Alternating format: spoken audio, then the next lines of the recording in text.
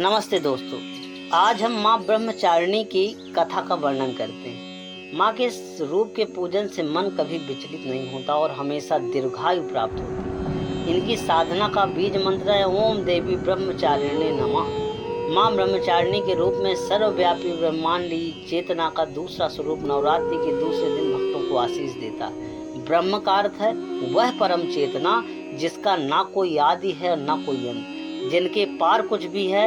ब्रह्मचारिणी के रूप में भक्त ध्यान मग्न होकर परम सत्ता की दिव्य अनुभूति करते। माँ के ब्रह्मचारिणी स्वरूप की आराधना करने वालों की शक्तियाँ असीमित अनंत हो जाती हैं। फलस्वरूप दुखों से ऊपर उठकर वह जीवन के सुखों को प्राप्त करता है। सत्य चित्त आनंद में ब्रह्म की प्राप्ति कराना ही ब्रह्मचारिणी का स्वभाव है। पूरे चंद्रमा के समान निर्मल कांतिमय भव्य रूप, दो भुजाओं वाली ब्रह्मचारिणी कौमारी शक्ति का स्थान योगियों ने स्वाधिष्ठान चक्र में बताया।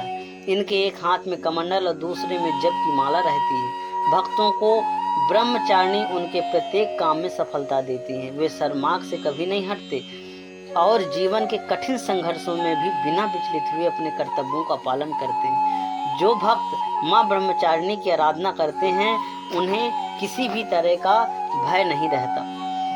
इनका वाहन शिखर अर्थात पर्वत की चोटी को ही बताया गया। माँ भगवती सूक्ष्म से सूक्ष्म रूप में भी शिव जी की प्राप्ति के लिए तप करती रही।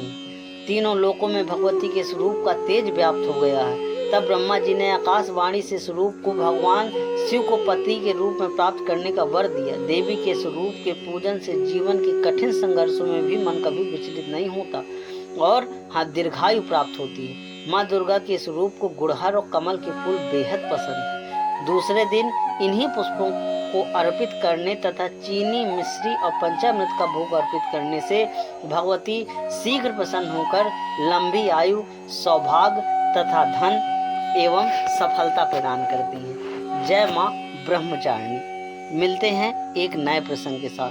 धन्यवाद।